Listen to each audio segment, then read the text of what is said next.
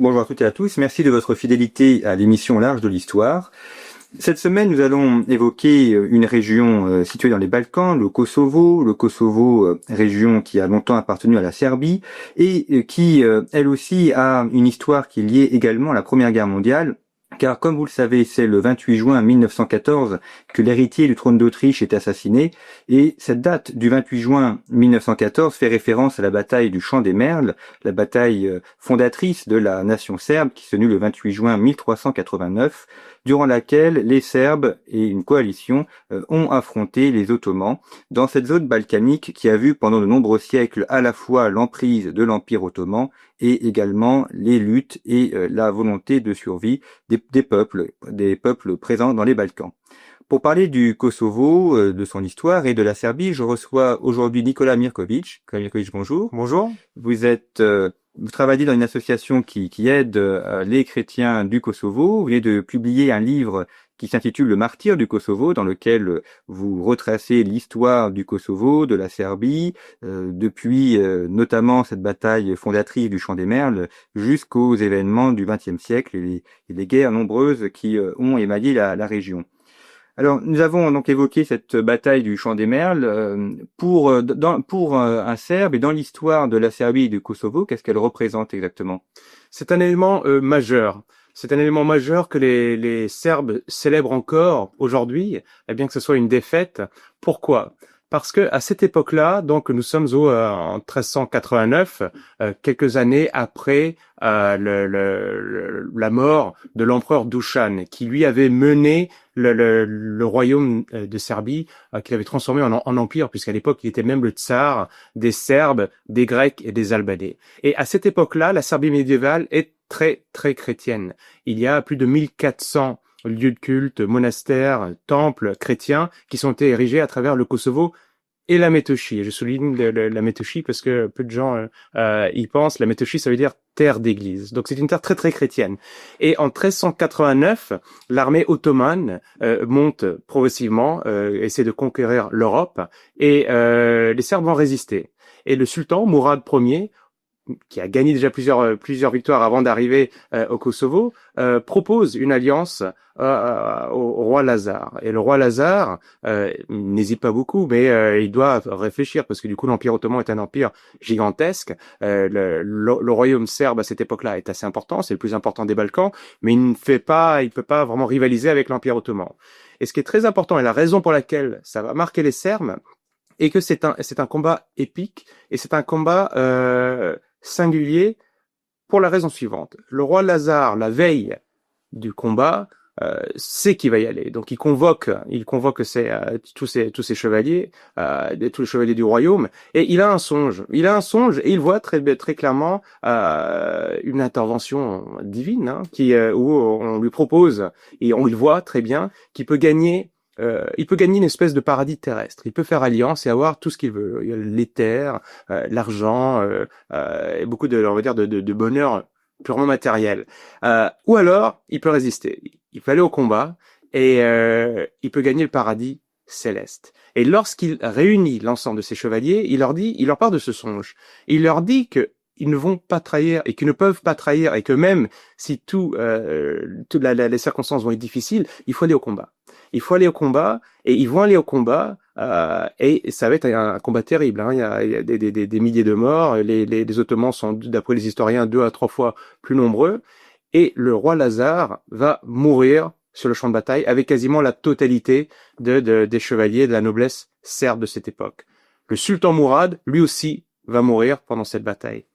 Et pendant les années d'occupation, il faut savoir que l'Empire ottoman a occupé pendant quasiment plus de 5 siècles l'ensemble du Kosovo. Eh bien, on va se souvenir, les Serbes qui vont vivre dans cet Empire ottoman comme dhimmi, donc c'est-à-dire des sujets en gros protégés par le sultan, mais de seconde zone quand même, ils vont penser et ils vont être motivés par ce combat du roi Lazare et se dire que si lui a résisté, eux ne pourront pas trahir. Et il y a toute une série de chants qui s'appellent les pesmés, qui ont été transmis par les hommes d'église et par les bardes de l'époque, ceux qui s'appellent des gousselars, et qui ont transmis ce combat héroïque.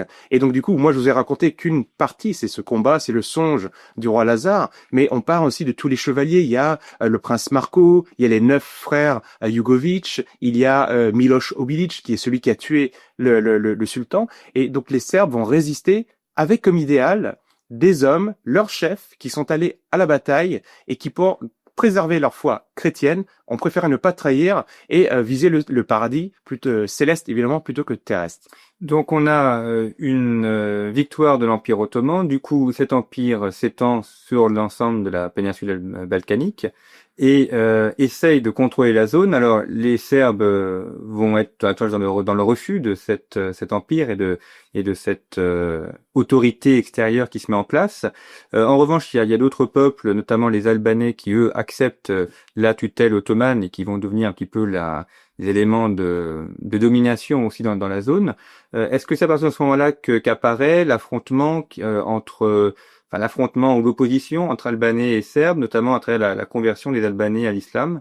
Alors, pas au début. Au début, les Albanais sont aussi des grands résistants contre l'Empire ottoman.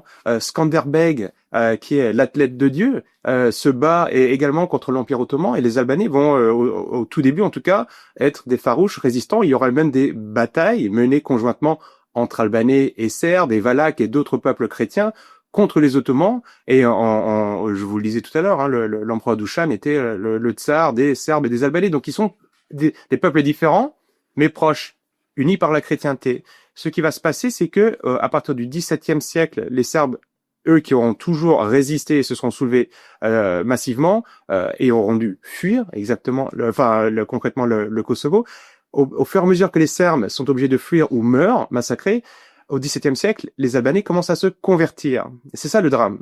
Parce qu'au fur et à mesure que les Albanais vont se convertir à l'islam, eh bien, les Ottomans vont s'en servir pour gérer le Kosovo et la Métochie, qui n'arrivent pas à bien gérer, puisque les Serbes se révoltent tout le temps. Et donc, du coup, il faut des personnes pour labourer la terre, pour occuper des postes de l'administration, pour gérer les milices ou l'armée sur place. Et les Albanais vont se convertir, parce qu'en se convertissant, ils ne sont plus dhimmis et ils ont accès à beaucoup plus de droits et à beaucoup plus de richesses. Et donc, du coup, ils vont occuper progressivement ces terres de Kosovo et du Métochie, où ils ne sont quasiment pas présents, puisqu'ils sont ils sont à l'ouest du Kosovo et de la Métochie. Ils n'y sont pas présents. On a ce qu'on appelle des defters, qui sont des recensements de la population, qui montrent, de la part des Ottomans, qui montre qu'il y a 2% d'Albanais au XIVe siècle.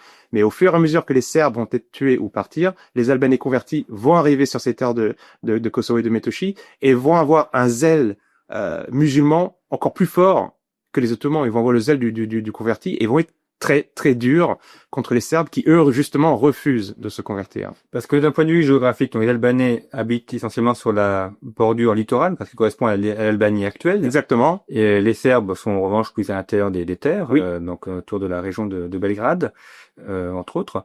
Et le Kosovo, lui, est-ce qu'il a un intérêt stratégique important dans cette géopolitique des Balkans des zones de passage, de zones fertiles. C'est une zone stratégique parce que justement le Kosovo, c'est un peu difficile d'expliquer à la radio, mais c'est entouré de très hautes montagnes, c'est assez vallonné avec 2 très grandes plaines, et une au Kosovo et une en Métochie. Et c'est donc un lieu de transit à travers ces montagnes. Et donc, du coup, c'est un lieu de commerce. On a des traces à travers tous les temps de commerce dans cette zone-là, entre autres, l'Orient et l'Occident. Donc, il y a beaucoup de commerce. Il faut savoir que ces plaines sont très fertiles. Donc, du coup, c'est un lieu stratégique. Et la dernière raison est que à plusieurs endroits du Kosovo, notamment au nord, il y a des mines où il y a de l'argent, où il y a du nickel, donc du coup, qui sont très importants également à cette époque-là. Donc, on part de Kosovo. Il faut juste savoir qu'à l'époque, on parle pas de Kosovo. On part de la Serbie. Enfin, on part de la Serbie, le Kosovo étant une plaine. C'est le nom de la plaine, quoi. Et après, le nom va évoluer pour être complètement transformé par rapport à ce qu'il était à l'origine. D'accord. Alors, dans votre livre, Le martyr du Kosovo, vous évoquez la richesse architecturale, les monastères qui sont présents. Ce sont des monastères construits à quelle époque et qui ont quel rôle ou quelle fonction dans l'église orthodoxe et pour les Serbes? Alors, les principaux, les plus beaux, on va dire, monastères, ceux qui font partie du patrimoine de l'humanité de l'UNESCO, sont essentiellement du 12e, 13e, 14e siècle. Et ce sont des joyaux, je vous le disais tout à l'heure, il y en a plus de 1400. Ce sont beaucoup de petits monastères, pas forcément très très grands. Les Ottomans en ont détruit beaucoup, mais il en subsiste encore aujourd'hui. C'est très important. Pourquoi? Parce que ça montre que c'est justement tous ces monuments ont été construits par un peuple très très pieux. Ça on le sait. Le roi Lazare est canonisé, devient Saint Lazare. L'ensemble du peuple serbe à cette époque-là se bat pour sa foi et érige ces monuments qui sont des lieux de prière, des lieux de recueillement, des lieux pour célébrer la liturgie bien évidemment. Ils sont très très importants et attestent aussi de la richesse du peuple serbe de cette époque-là qui lui donne beaucoup d'argent pour construire ces monastères pour que l'ensemble des peuples et des villages puissent pratiquer leur foi chrétienne.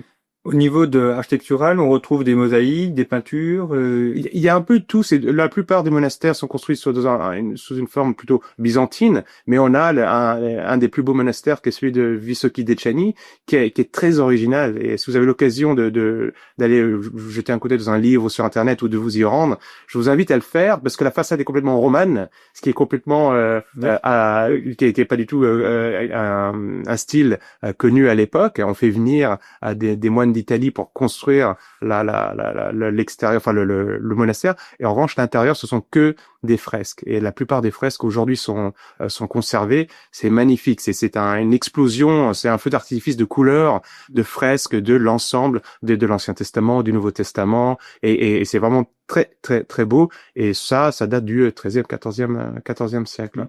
Donc, vous avez évoqué donc des influences romanes, aussi byzantines. Oui, c'est aussi un aspect de mélange entre ces différents styles. Est-ce qu'il y a un style architectural propre à cette région ou qu'il y a des éléments qui la définissent ou c'est... Non, on peut pas dire que ce soit propre. Ce qui est particulier, c'est que je vous dis, ce sont des monastères de petite taille, qui sont pas des grands ensembles. Enfin, aujourd'hui, il reste surtout la plupart des églises et les ensembles monastiques, eux, ont été malheureusement pour la plupart détruits. Mais on reconnaît, enfin, d'un monastère à l'autre, les styles vont différer, mais ça reste quand même majoritairement des styles byzantins qui sont assez classiques, traditionnels pour l'ensemble des Balkans. Et de ces 1400 lieux de culte, de monuments, il en reste malheureusement plus beaucoup aujourd'hui. Bien, je vous propose une petite pause musicale et nous retrouvons tout de suite après.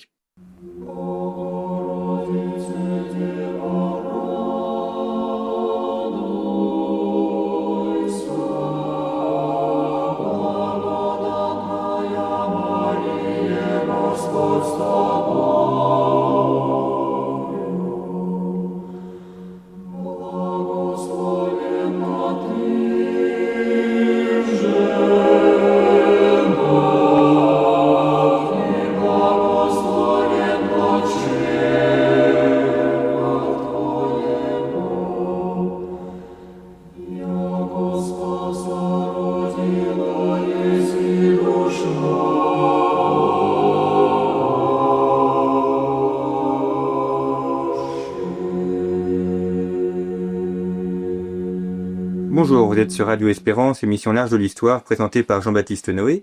Je reçois cette semaine Nikola Mirković, qui est auteur d'un livre sur le Kosovo, le martyr du Kosovo, avec lequel nous évoquons l'histoire des chrétiens serbes et de la région du Kosovo. En première partie d'émission, nous avons évoqué notamment la bataille du Champ des Merles et puis l'arrivée des Ottomans dans la région et la mise sous tutelle de cette zone balkanique. Et nous évoquions notamment la grande richesse des monastères et également l'importance des monastères de cette région. Alors dans ces rapports entre Ottomans et Serbes qui sont assez tumultueux, on arrive à la fin du 19e siècle à des luttes plus importantes pour l'indépendance, et puis ça va être le début aussi de l'indépendance de la Serbie dans ce que on appelle les guerres balkaniques, qui d'ailleurs touchent un petit peu l'ensemble des territoires touchés par les Ottomans. Comment est-ce que les Serbes ont réussi à obtenir l'indépendance par rapport à cet empire ottoman qui devient l'homme malade de l'Europe? Les Serbes sont toujours révoltés. Comme je le disais, ça n'a jamais été une sinécure, l'occupation de la Serbie par les Ottomans. Et c'est peut-être dans la nature de la Serbie, et aussi motivé par ces fameux, par le combat de Saint-Lazare pour leur foi et pour leur liberté. Donc ils se sont toujours révoltés. Ça a été très très difficile. Ce qui se passe, c'est que il y a tout au long du 18e, 19e siècle des guerres avec l'Autriche, plus tard l'Autriche-Hongrie et également les Russes. Et l'Empire ottoman, en effet, devient l'homme malade de l'Europe, perd de plus en plus de territoire, et plus ils vont perdre, plus les Serbes vont pouvoir participer aux différentes guerres, que ce soit avec les Russes et les Autrichiens, et faire reculer le pouvoir ottoman. Donc il faut savoir que déjà en 1805, les Serbes obtiennent une autonomie, et puis en 1830, une forme d'indépendance, mais qui n'est pas terminée. Il faut savoir que le problème des Serbes dans les Balkans, c'est qu'au fur et à mesure que la frontière de l'Empire ottoman montait vers Vienne ou descendait, il y a eu des déplacements de population très importantes. Et c'est une des raisons pour lesquelles il y a autant de problèmes dans les Balkans, c'est que, selon les époques, des populations bougeaient au nord, à l'est, au sud, à l'ouest, pour fuir les représailles suite aux défaites des Ottomans. On va arriver donc aux guerres balkaniques en 1912-1913, où là, l'ensemble des peuples des Balkans, en tout cas du sud, donc les Macédoniens, les Monténégrins, les Serbes, les Grecs, vont vraiment là pour le coup chasser les Ottomans des Balkans définitivement. Et c'est là que la Serbie va recouvrir officiellement, malgré son indépendance en 1805, elle va recouvrir le Kosovo également, parce que comme je vous le disais, il n'y a qu'une partie de la Serbie qui a été libérée au début du 19e, et le Kosovo est enfin rattaché à la Serbie suite au congrès de Londres. Voilà, donc là, c'est le recul de l'Empire ottoman qui conserve la zone d'Istanbul et une partie de la Thrace, à Constantinople à l'époque. Et donc, on a effectivement l'indépendance de la zone. Se pose alors la question qu'on l'a évoqué, de ces peuples serbes, croates, slovènes, qui sont assez disséminés dans la région. Là, comment se met en place la cohabitation? Il y a des peuples différents, des confessions religieuses différentes. On a l'impression, quand on regarde un petit peu l'histoire récente des Balkans, que on a des guerres de religion. Est-ce que c'est justifié ou est-ce que ce terme n'est pas opérant?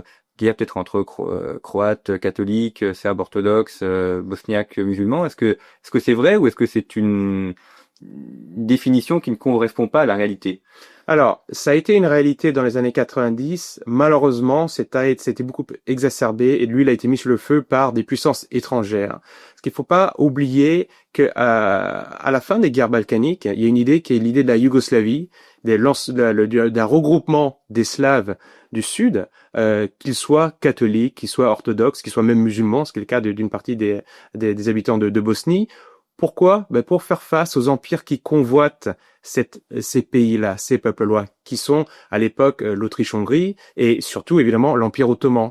Et ces Slaves se disent que pour résister face à ces deux empires, il vaut mieux s'unir. Donc l'idée yougoslave est née, la première Yougoslavie a été créée à la fin de la Première Guerre mondiale, justement pour rassembler ces Slaves. Et il n'y a pas de problème de religion, la majorité de ces peuples étant tous chrétiens. Et voilà.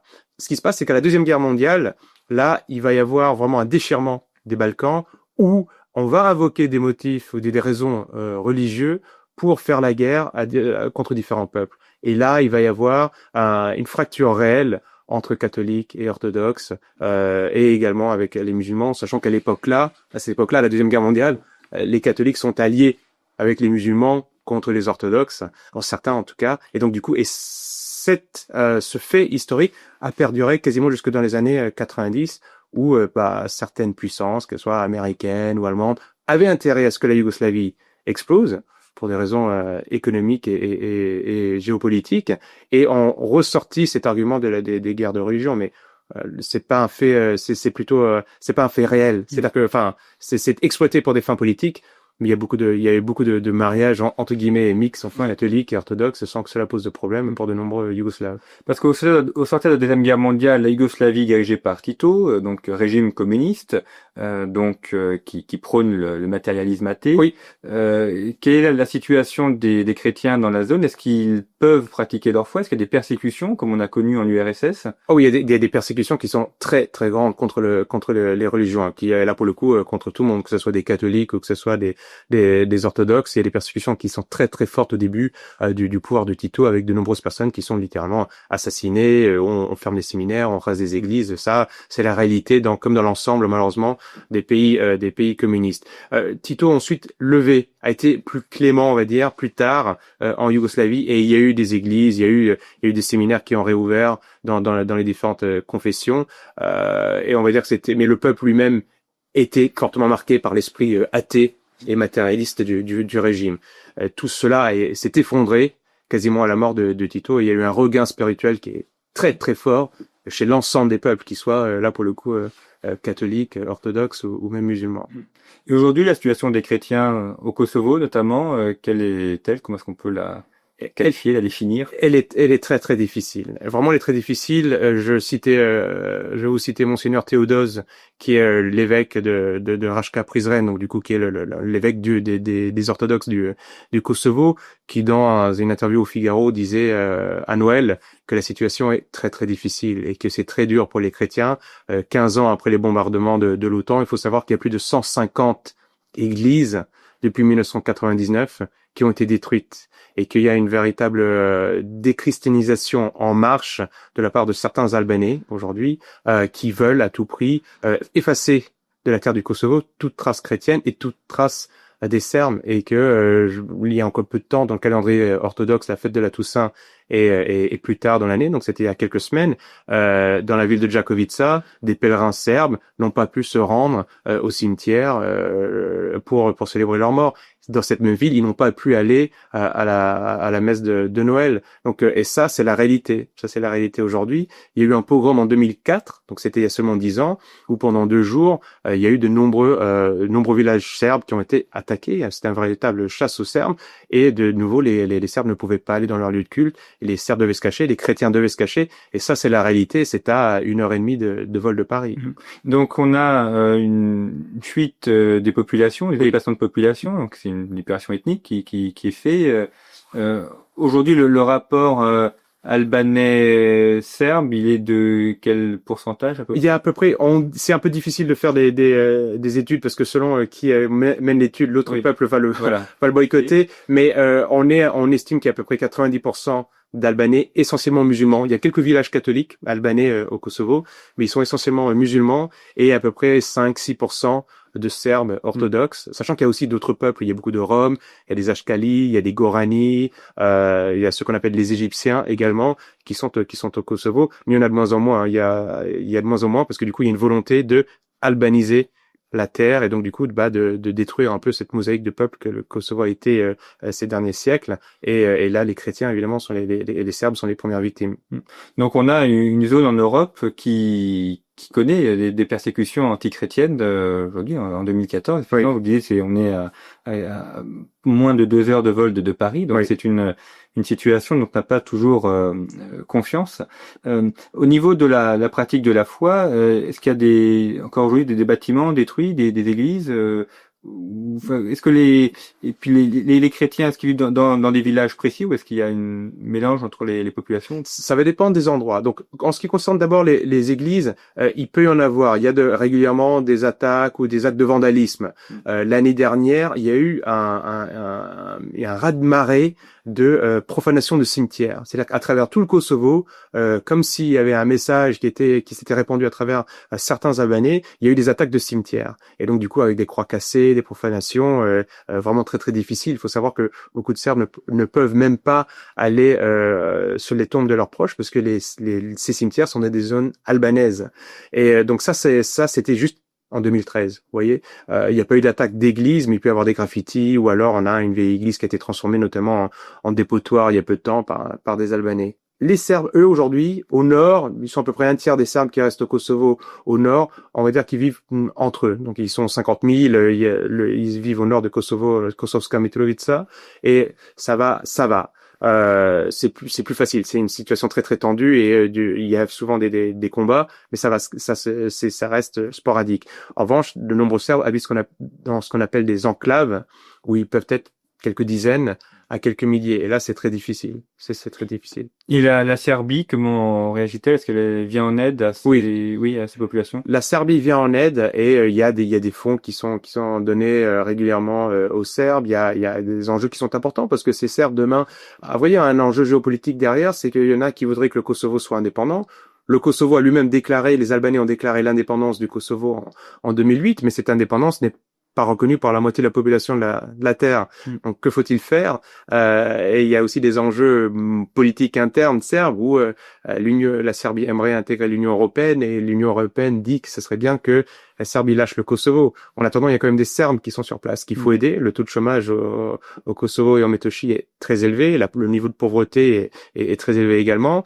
Et il faut les aider, il faut acheminer des biens, il faut encourager les Serbes à rester sur place. Il faut leur donner aux écoles serbes des livres d'histoire, également des ordinateurs. Il ne faut pas non plus qu'ils vivent en dehors de leur temps. Donc c'est difficile. Donc les Serbes jouent un peu sur les deux tableaux, à la fois en essayant de rentrer dans l'Union européenne tout en maintenant sa population serbe sur place, et se bat beaucoup aussi pour que les Serbes puissent revenir. Il faut savoir que depuis 1999, 200 000 Serbes ont dû fuir le Kosovo et la Metochi, et de nombreux biens des Serbes du Kosovo et la Metochi ont été confisqués par des Albanais. Et donc du coup, là, la Serbie se bat pour que les Serbes puissent revenir récupérer leur maison. Et malheureusement, et ça c'est un fait où on en entend parler, enfin quand on suit cette région quasiment tous les mois, les Serbes qui reviennent se font tirer dessus, voire même se font tuer.